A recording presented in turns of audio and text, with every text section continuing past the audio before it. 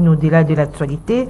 Et nous recevons ce soir une personne en situation d'handicap visuel, mais très actif. Il s'agit de Monsieur Israël Kabongo. Il est coordonnateur de l'ASBEL Congo pour tous. Il est conseiller en charge des personnes handicapées au sein du Conseil provincial de la jeunesse de la ville de Kinshasa. Bonsoir Monsieur Kabongo.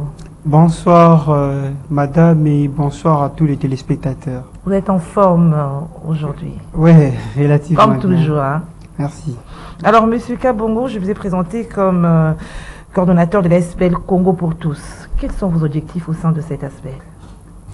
Oui, Congo pour tous, c'est une structure qui milite pour la défense des droits des jeunes vulnérables. Ça dure particulièrement les jeunes en situation de handicap.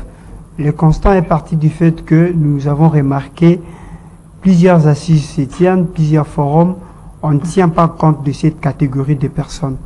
Même quand on parle jeunesse, la jeunesse déjà en soi elle est discriminée, mais encore une autre couche qui fait partie intégrante de la jeunesse qui sont encore dans les conditions de discriminer. Donc c'est dans ce sens-là que nous avons pensé mettre en place ces structures au nom des Congo pour tous, donc comme pour exiger les partages équitables des richesses nationales. Quand il y a une opportunité, que ce soit d'emploi, que ce soit dans l'entrepreneuriat, on doit penser à cette catégorie de personnes et la distribution des richesses, on doit penser à y conformément à l'article 58. Alors vous voulez en faire entendre votre Congo voix. pour tous. Oui. Vous voulez faire entendre votre voix. Oui, raison pour laquelle nous avons dit Congo pour tous. Donc, c'est-à-dire, le Congo appartient à nous tous Congolais, pas à nos frères là d'en face, non.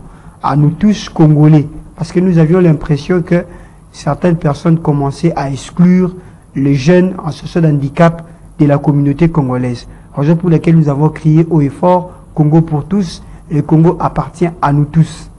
Alors, vous êtes l'une des rares personnes vivant avec un handicap visuel qui est vraiment actif au sein des organisations. Vous êtes étudiant à l'Université protestante du Congo. D'où vous vient ce courage? Quelle est votre motivation et qui vous pousse? Bon, d'abord, je ne suis pas né personne en situation de handicap. C'était une situation que j'ai connue de mi-parcours dans la vie. Alors, et j'avais déjà des ambitions. Moi, j'ai déjà fait une école primaire brillante. Là, à l'époque, je n'étais pas encore handicapé visuel. Alors, quand j'ai atteint la cécité, je me suis dit que je ne pouvais pas lâcher prise. Je devais continuer avec mes ambitions. Je devais encore ajouter une bonne dose de la volonté pour avancer. Parce que les efforts qu'on pouvait fournir une seule fois, en situation de handicap, vous devez doubler, soit tripler, pour enfin atteindre l'objectif. Alors là, on m'avait amené à l'Institut national pour aveugles. C'est de là que j'ai appris l'écriture braille. L'écriture braille, c'est une écriture tactile qu'on lit à travers les touchés. Et c'est cette écriture qui a permis ou a facilité mon intégration ou ma réintégration à l'école. Après, je suis allé décrocher mon diplôme au Collège Notre-Dame du Congo. Et par la suite, je me suis dit, ça ne doit pas s'arrêter ici. Je dois continuer. Et puis, je suis allé solliciter mon inscription à l'Université protestante au Congo. Et c'est comme cela que j'ai évolué jusqu'à arriver au niveau où je suis arrivé. Mais ce n'était pas un parcours facile parce que, bon, déjà beaucoup de gens n'ont pas l'information qu'une personne en situation de handicap peut fréquenter l'université, peut fréquenter une école ordinaire. C'était difficile. Quand on venait parfois avec les parents pour demander l'inscription, certains nous prenaient pour des fous. Ils se disaient, mais comment il va faire? Ça va se faire comment et tout. Bon, voilà. Raison pour laquelle, quand nous avons franchi toutes ces étapes-là, je me suis dit non, on ne doit pas rester bras croisés. Nous devons sensibiliser pour que ceux-là qui viendront après nous ne puissent pas s'heurter au même problème. Donc, c'est-à-dire, ils doivent trouver déjà les chemins balisés pour leur permettre d'avancer. Alors, qu'est-ce que ça vous fait? Vous avez quand même un courage, vous étudiez, vous êtes dans des associations et puis vous êtes en train de porter très haut la voix de personnes vivant avec un handicap visuel. Et qu'est-ce que ça vous fait quand vous voyez, par exemple, sur le boulevard du 30 juin, il y a d'autres personnes qui sont en train de quémander? Bon, je m'aide pour intervenir à ce sujet, même à l'échelle internationale, je me rappelle bien. J'ai toujours dit la même chose. C'est-à-dire, quelque part, il y a, qu'est-ce qu'on dit? La responsabilité incombe aussi à la famille. Mais le problème majeur, c'est l'État qui le détient. Donc, ça dit, la solution doit provenir de lui. Donc, c'est l'État qui doit trouver une solution pour que ces fléaux s'arrêtent. Je ne sais pas trop si vous allez vous rappeler. Les années 2011, 12, 13, il n'y avait pas ces fléaux de mendicité le long de nos grands acteurs à travers la ville. Et depuis 2014, vous remarquerez avec moi qu'il y a eu un grand nombre maintenant de personnes sous handicap qui continuent à quémander, à faire la mendicité le long des boulevards. C'est pourquoi? C'est parce qu'il y avait un trafic que les personnes en situation de handicap étaient en train d'exercer entre Kinshasa et Brazzaville. Ils étaient tous là au niveau des ports là qu'on appelait beach. Ouais. C'est de là qu'ils faisaient le trafic. Il y avait même des personnes en situation de handicap qui jouissaient vraiment de l'argent. Il y avait même de ceux qui avaient des femmes, des foyers qui géraient 3 foyers parce qu'ils avaient de l'argent, ils gagnaient de l'argent à travers ces trafics-là. Mais depuis l'opération Bata Mukolo qu'avait décrété le général Ndengue, ce trafic-là a été arrêté. Et du coup, les personnes sans handicap qui étaient habituées à l'argent, ils ne se sont plus retrouvés. Et voilà, la majorité se trouve par-dessus en train de mendier. Alors, l'État avait accepté la fermeture de ces trafics en commun accord avec le gouvernement d'en face.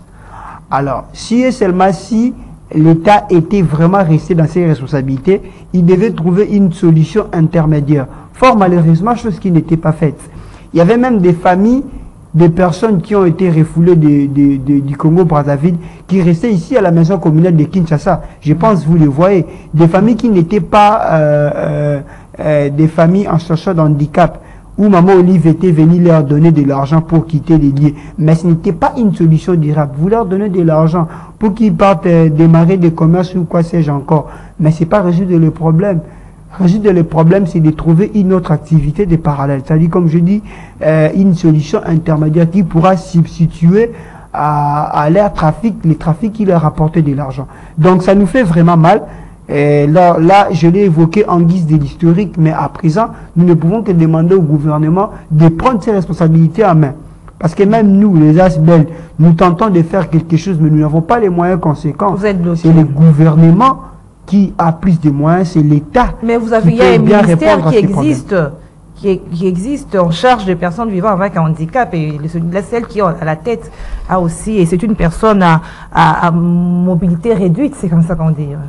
Ah bon, ces problèmes, bon, je me sens obligé d'en parler puisque vous m'avez posé la question, et puis l'opinion a besoin de l'éclairage. Mais c'est une question, je dirais, à mon endroit, qui commence à devenir une question épineuse. C'est-à-dire, si les chefs de l'État avaient résolu d'instituer un ministère pour les personnes sans handicap, c'est parce que la question d'handicap est mal comprise en RDC. Normalement, il devait y avoir d'énormes sensibilisations avant d'instituer ces ministères. La coopération entre ces ministères et d'autres ministères, je ne sais pas trop si le président l'avait réglé comment dans l'ordonnance présidentielle, parce que jusque-là, nous ne sommes pas informés. Vous imaginez que nous sommes activistes dans le domaine, mais jusque-là, nous ne comprenons pas trop bien les job description de ces ministères. Vous voyez, ça dit, maintenant là, nous sommes bités à un problème. Vous avez un problème de passeport, vous vous rendez aux affaires étrangères. Du fait que vous êtes personne sans handicap, on vous dit que le président a déjà répondu à votre problème, vous avez votre ministère. Alors que le problème de l'handicap, c'est un problème transversal. Il y a des étudiants en situation de handicap qui dépendent du ministère de l'ESU. Il y a les enfants qui sont en situation de handicap, qui vivent en situation de handicap, qui dépendent du ministère de l'EPST parce qu'ils sont élèves. Alors s'il faudra tout ramener au ministère des délégués des personnes sans handicap, vous voyez combien vous rendez la tâche difficile à la personne qui gère ces ministères à présent. Vous voyez, donc les ministères devraient plutôt faciliter ou sensibiliser la question d'handicap auprès d'autres ministères et puis essayer de faciliter leurs entrées par rapport au secteur par rapport au secteur dans lequel la personne en situation de handicap se retrouve. Aujourd'hui, nous sommes jeunes. D'abord, notre structure Congo pour tous, c'est une structure qui se veut jeune, une structure en caractère jeune qui dépend du ministère de la Jeunesse. Alors, nous n'allons plus traiter avec le ministère de la Jeunesse parce que nous avons un ministère propre aux personnes sans handicap, alors que nous avons les handicapés jeunes. Raison pour laquelle j'ai dit que... mais les ministères englobent tout, c'est-à-dire que... Non, madame, les ministères n'englobent pas le tout. Je vous ai dit au départ que la question d'handicap, c'est une question transversale. Comprenez mon expression. C'est une question transversale, c'est-à-dire qui touche à plusieurs dimensions. C'est-à-dire, nous parlons enfant. Un enfant en situation de handicap qui poursuit encore ses études au niveau de l'école primaire ou au niveau des humanités. Quel est le ministère de tutelle qui s'occupera de cet enfant? Selon vous, restons intellectuels. Est-ce que c'est le ministère des personnes sans handicap ou soit c'est le ministère de l'EPST? C'est le ministère de l'EPST qui va s'occuper de lui des droits. Parce que si nous entrons dans la philosophie des ministères délégués, nous risquons de créer un autre monde de parallèle, alors que nous sommes en train de prôner l'inclusion. Alors dans ce sens, je ne suis non plus contre l'existence des ministères, mais plutôt le gouvernement doit rectifier les tirs. Le gouvernement doit préciser bien le rôle du ministère délégué pour ne pas nous mettre des bâtons dans les roues. Parce que là, nous sommes en train d'avancer. Je vous dis, ce que je suis en train d'évoquer là, sont des problèmes que j'ai vécu moi-même personnellement. Vous avez un problème au ministère de l'Intérieur, on vous renvoie.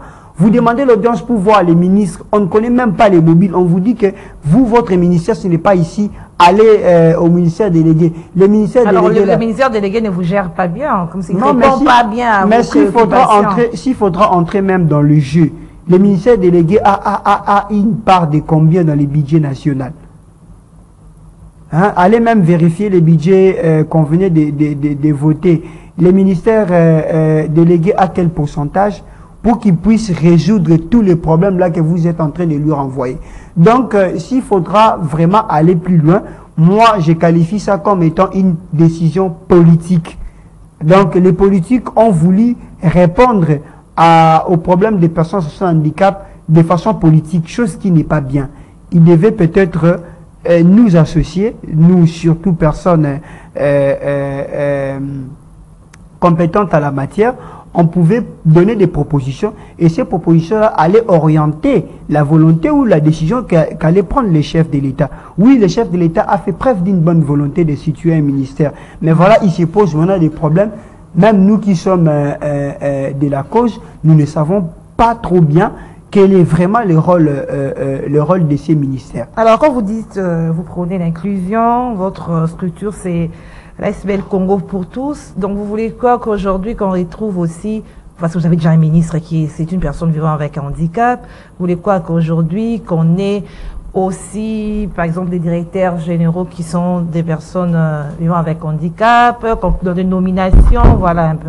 C'est ça ce que vous souhaitez? Mais c'est cette inclusion-là que nous voulons. C'est cette inclusion-là que nous voulons. Mais ça ne sera pas comme un cadeau. Vous avez le courage. Il faut sensibiliser le vôtre. Certainement. Avoir le même courage que vous. Certainement. Si et seulement si les chefs de l'État voulaient vraiment mettre en exergue la personne sans handicap, elle pouvait aussi nommer la dite dame au ministère du budget. Parce que moi, je la connais personnellement. Elle en a des compétences. Elle est juriste de formation. Pourquoi ne pas lui donner même le ministère de la Justice? Puisque vous avez voulu valoriser une personne en situation de handicap. On pouvait lui donner aussi le ministère de la Justice. On pouvait aussi lui donner le ministère de l'Intérieur. Pourquoi pas? Ils ont créé un ministère, oui, c'est pas mauvais, mais ils doivent quand même préciser. Nous voulons l'inclusion, oui, la compétence y est. Pourquoi est-ce que nous fréquentons les mêmes édifices que tout le monde? Nous sommes à l'université, nous avons fréquenté l'école avec des collègues qui n'étaient pas en situation de handicap. La matière qu'on apprenait, c'était la même matière qu'eux aussi apprenaient. Donc, comme pour dire que nous pouvons bien gérer aussi les institutions, ça sera une bonne chose, un bon coup de pouce à l'inclusion si les chefs de l'État commençaient aussi à nommer des mandataires publics des personnes en situation de handicap parce qu'ils en ont la compétence. Alors, est-ce que ça ne serait pas aussi de votre rôle au niveau de la structure de sensibiliser aussi des personnes vivant avec handicap, de briser le complexe, briser les silences, de s'élever? Parce qu'à un moment, j'avais vu, il y avait une personne vivant avec handicap au Parlement qui venait avec son véhicule là. Hein. Et il faut que tout le monde ait ce courage-là de votre côté. Oui, certainement. Nous ne cessons de sensibiliser notre communauté et aussi le monde extérieur, c'est-à-dire les gens qui veulent à tout prix nous garder dans les gouffres, créer un monde à part pour nous. Nous leur disons aussi que nous avons la compétence de vivre dans un monde en pleine éclosion. Donc, c'est-à-dire, nous continuons à sensibiliser, y compris l'État, entend aussi notre cri, parce que nous ne cessons de le faire à travers les conférences, à travers des sorties médiatiques. Nous continuons à sensibiliser. Je pourrais même vous relater une histoire assez triste, parce que nous étions en train de revendiquer qu'on puisse ériger des réducteurs de vitesse au devant du centre pour handicapés, là où il est en face de l'INRB. Parce qu'il y a eu beaucoup de cas d'accidents où les personnes sans handicap ont été tamponnées parce que les chauffeurs roulaient à vive allure. Mais je vous dis que je me suis retrouvé au cachot, je me suis retrouvé dans les histoires de ANR, sur les urines. On m'a mis dans une pièce où il n'y avait que les urines. On m'a arraché tout ce que j'avais. Je ne cesserai de dénoncer cette histoire-là dans un État qui se fait démocratique. Parce que vous avez dénoncé. Parce que nous avons dénoncé, certainement, parce que nous avons dénoncé. Et après, ça ne s'est pas arrêté là. Nous avons réussi encore des pressions avec des coups de téléphones anonymes. On nous a dit que nous voulons revendiquer contre le pouvoir des chefs de l'État. Il y a eu tant de choses. Alors que nous étions clairs pour dire que nous ne revendiquons pas pour combattre le pouvoir des chefs de l'État. Nous sommes plutôt en train de revendiquer qu'on puisse ériger les réducteurs de vitesse. Et puis nous avons épuisé toutes les voies légales. Nous avons commencé par écrire au ministère des Infrastructures et Travaux Publics. Nous avons écrit au ministère des Droits Humains. Et nous avons déposé une copie au niveau de l'hôtel des villes. On a entendu, tous ces courriers-là n'ont pas été répondus. Et puis nous nous sommes dit non, pour que nous puissions vraiment nous faire entendre, nous allons organiser un sitting ici au devant du centre pour enfin interpeller l'opinion publique. Nous sommes allés nous adresser à l'hôtel des villes tel que l'article 27 de la Constitution le dit. Quand vous voulez manifester, vous avez à informer et non à demander l'autorisation. Cette autorité de la ville de voir s'il a la capacité, avec ces éléments, d'encadrer l'activité. Nous avons déposé les courriers, la correspondance à l'hôtel des villes. Une semaine après, la correspondance a été supposée avoir été lue. Et puis qui dit mot consent, ils ne nous ont pas rappelé, ils n'ont dit mot. Et puis nous avons fait notre sitting. Par la suite, ils vont nous envoyer des jeeps pour nous mettre dedans et puis nous amener. Vous avez été mal compris, vous voulez dire ça? Oui, nous avons été mal compris. Si j'ai évoqué ça, c'est pour vous dire que nous ne cessons de sensibiliser. Nous continuons à sensibiliser, nous continuons à crier haut et fort que les personnes en situation de handicap sont des personnes d'à part entière et ils méritent quelque chose. Donc, ils méritent comme toute autre personne. C'est une couche importante de la population que l'État a l'obligation d'exploiter. Alors, qu'est-ce que vous pensez par rapport à l'État, que l'État doit faire, le gouvernement, vis-à-vis de ces personnes vivant avec un handicap, ces personnes qui ont en situation de handicap visuel, qu'on retrouve là dans les grandes artères en train de quémander? Oh, je pense que je l'ai répondu dans mes propos, c'est-à-dire vous savez que l'État doit les réhabiliter dans leurs droits. Donc, c'est-à-dire, ces gens-là ont du droit. Et l'État a une responsabilité qui n'ont pas de limites au-delà de la RDC. Donc l'État doit gérer ces sujets. Il y a de ceux qui sont là, qui ont des compétences, qui peuvent même entreprendre. Mais comment ils vont le faire si et seulement si l'État ne les consulte pas? L'État peut les consulter à travers plusieurs moyens, même à travers nous, à travers les ASBEL qui les encadrent déjà. L'État peut les consulter à travers ces moyens. Et puis nous pouvons proposer des solutions durables qui feront en sorte que ces fléaux puissent diminuer. Comme quelle solution?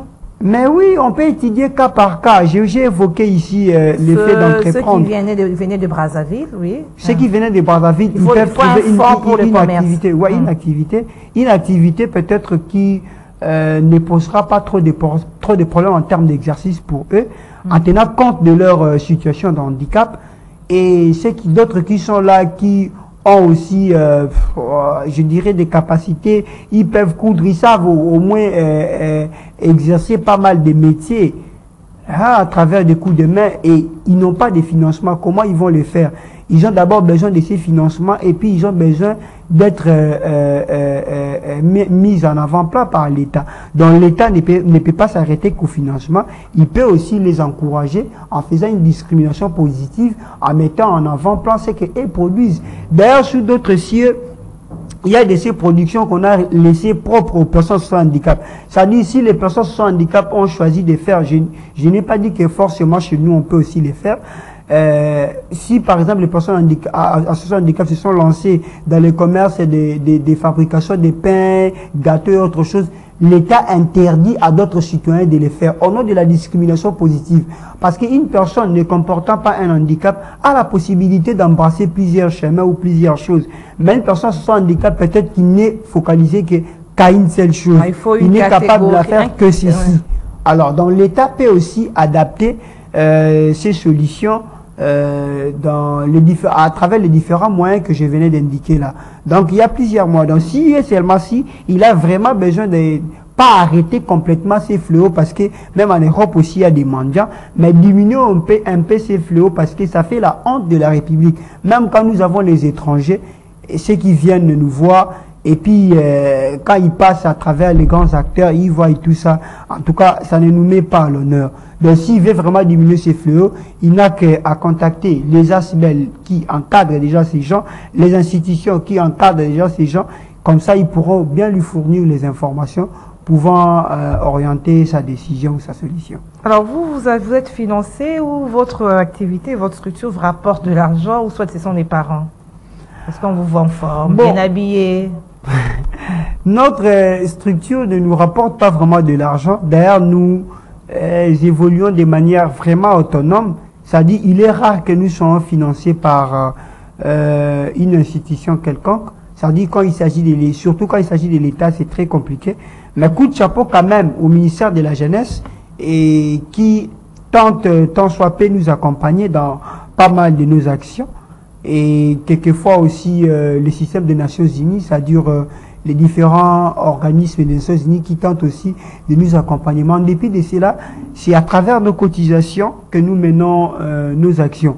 Alors si l'État tourne aussi son regard vers nous, ça sera une très bonne chose. Moi personnellement, bon, c'est la vie d'un individu.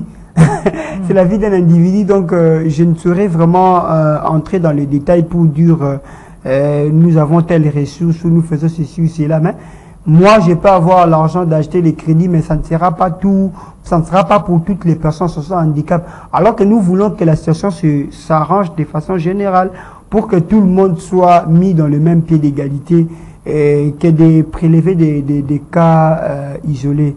Alors, je vous ai vu avec un téléphone. Vous avez un téléphone Android d'ailleurs. Comment est-ce que vous les manipuler ce téléphone? Parce que je veux vivre avec un téléphone. Là. Bon, oui, en fait, chose que je disais, parfois nous sommes discriminés faute de l'information. Raison pour laquelle aujourd'hui, même quand je suis en face d'un receveur, je suis en face d'une personne qui me tient un mauvais langage, je me dis non, c'est parce qu'il ne me connaît pas. Vraiment, s'il me connaissait, il n'allait pas parler comme ça. Depuis que j'ai compris cet état des choses, en toi, je me fais plus de soucis. C'est-à-dire, si nous utilisons le téléphone, l'ordinateur, c'est grâce à la nouvelle technologie. C'est parce que l'homme blanc a prévu des moyens, ces moyens qui nous permettent d'utiliser les différents appareils. Vous pouvez démontrer un peu, vous voulez faire une démonstration avec votre téléphone là? Ben oui, votre téléphone est là. Pour appeler quelqu'un par exemple? Oui, certainement. Ouais, déjà ça me communique l'heure parce que il y a un système incorporé, une application qui y est incorporée. Attendez. Vous communiquez aussi sur WhatsApp? Oui, je communique aussi sur WhatsApp. Tout ça vous avez appris à l'école? Bon, l'écriture braille. Non, c'est pas l'écriture braille. Ça c'est plutôt une application. Je pense que vous les avez aussi dans votre téléphone. Donc l'homme blanc, quand il fait une chose, il pense à toutes les catégories. Donc c'est une application. Quand vous l'activez, ça rend le téléphone parlant. C'est pareil aussi avec l'ordinateur. Il y a un logiciel. Quand vous l'activez, puis ça rend l'ordinateur parlant. Et donc c'est un peu ça là. Je ne sais pas trop si les caméramans est près de moi. On a déjà dit que le son et on comprend comment est-ce que vous utilisez cet appareil Android, on comprend. Oui, certainement. Donc, alors, Monsieur Israël Kabongo, c'est notre invité de ce soir. Il est coordonnateur de l'ASBEL Congo pour tous. Il est conseiller en charge de personnes handicapées au sein du Conseil provincial de la jeunesse de Kinshasa, que je rappelle qu'il est c'est une personne en situation de handicap visuel. Alors, lors du séjour du pape François en RDC, c'était à Ndolo, hein, quand il a dit sa messe. Oui, bien sûr. Au stade de Martyr. Bon, c'était avec les jeunes au stade de Martyr. D'abord à Ndolo. Ouais. Alors, on vous a vu là, à la tribune. Quel rôle vous avez joué? Oui, j'étais parmi les célébrants de la messe, j'étais parmi les lecteurs. J'ai lu une intention de prière pendant la messe. Comme tout catholique, oui. Oui, bien sûr. Chrétien catholique. Comme tout catholique aussi, parce que j'ai été choisi par les comités d'organisation. On a pensé à vous cette fois-ci, parce que vous dites que... Ben oui, coup de chapeau à l'église, coup de chapeau à l'église. Souvent, l'église a... Bon, c'est un constat que nous avons fait, a souvent un pas d'avance par rapport à l'État. L'église a déjà pensé à cette inclusion. D'ailleurs, si aujourd'hui nous avons été scolarisés, nous sommes allés à l'université, c'est aussi grâce à des sensibilisations que l'église avait mises en place. Donc, nous adressons le sincère remerciement à tous les prêtres qui étaient dans les comités d'organisation. Là, je pense à Abbé Ngwashi, je pense à Abbé Timba, je pense à Abbé John, je pense à l'excellence Kwambamba, qui est chargé de la liturgie dans la conférence épiscopale. Donc, c'était une bonne option. C'était vraiment un bon réflexe de leur part de penser à la représentativité des personnes en situation de handicap. Donc nous étions là et j'ai représenté toutes les catégories de jeunes en situation de handicap. On ne pouvait pas prendre par catégorie, mais ma présence là avait déjà comblé tous ces vides-là. Donc le jeune en situation de handicap peut vraiment en être fier pour dire que un de nous était là et nous étions des concélébres à côté des papes. Alors, les élections pointent déjà à l'horizon, c'est prévu en décembre 2023, c'est les calendriers de la Commission électorale nationale indépendante. Entre-temps, les processus d'enrôlement et d'identification des électeurs est en cours. Là aussi, vous prenez part à ces processus facilement, vous faites enrôler, vous, les personnes vivant avec handicap? Oui, avant d'arriver à cette question, j'ai fait une marche en arrière pour dire que même lui-même, les Saints-Pères, nous avait encouragé, nous, les jeunes, d'emboîter les pas, en fait, d'être intéressés à des droits civiques qui nous sont rattachés. Je pense c'était aussi un de ces encouragements. Mais tout ce que nous déplorons est que certains ont tenté de circonscrire cet événement où l'arrivée des papes à des fins politiques. Les papes étaient venus pour un message de paix. Alors nous souhaitons vraiment que nous puissions rester dans ces contextes-là. Lui-même a dit que la paix a trois sources. Il a parlé du pardon, il a parlé de la communauté ainsi que de la mission. Donc si nous restons dans ces contextes-là, ça sera une bonne chose que de sortir l'arrivée des papes de son contexte pour les marier à des fins politiques. Là, nous lançons aussi un appel vibrant aux jeunes d'éviter d'amener ce qui est de l'Église dans la scène politique. Alors là, le processus électoral a commencé. Nous avons indiqué un certain nombre de préalables que la CENI devait prendre en compte pour mieux faciliter l'enrôlement des personnes en situation de handicap, mais fort malheureusement, certaines de nos propositions n'ont pas été prises en compte. Mais du moins, nous lançons quand même un coup de chapeau à la CENI parce que quand les personnes sans handicap se présentent dans des bureaux d'enrôlement, ils prennent quand même en compte leur présence, c'est-à-dire ils appliquent la discrimination positive pour les servir avant tout le monde. Okay. Donc ça, au moins, c'est un élément que nous encourageons, mais c'est un élément parmi tant d'autres en termes de nos propositions. Parce que moi qui vous parle, j'ai été aussi candidat pour le compte de la jeunesse à l'actuelle assemblée plénière de la CENI. Mais fort malheureusement, je n'ai pas été entériné. Si et seulement si j'étais entériné, nous pouvions encore davantage donner beaucoup de conseils ou soulever plusieurs éléments qui pouvaient encore rendre un peu plus fluide le processus électoral auprès des personnes en situation de handicap. Voilà, j'aime votre courage, votre détermination, vos ambitions. Voilà, nous avons reçu, madame, monsieur Israël Kabongo. Merci, monsieur Israël Kabongo. Merci. Nous vous remercions. Ouais, merci. Je vous remercie aussi. Donc, après une longue lutte acharnée, nous nous sommes dit que nous ne pouvons pas rester là que pour revendiquer. Nous devons aussi vouloir entrer dans le pas des danses pour enfin faire directement de nos propositions. C'est-à-dire, Israël Kabongo s'apprête pour sa candidature cette année. C'est pas encore, c'est pas la campagne électorale. Voilà. C'est pas la campagne, mais au moins je les signale. Ouais, dis-moi, je les signale. Bon, puisque c'est pas la campagne, vous les dites, mais je les signale quand même, parce que si c'était la campagne, on allait indiquer les numéros du dépôt de la candidature. Voilà, ok. Vous êtes coordonnateur de l'AFL Congo pour tous. Vous êtes conseiller en charge des personnes handicapées au sein du Conseil provincial de la jeunesse de Kinshasa. Messieurs Israël Kabongo et personnes en situation de handicap visuel. Madame, monsieur, c'est la fin de votre magazine Au-delà de l'actualité. Les rendez-vous est pris pour un prochain numéro. Au revoir. Merci.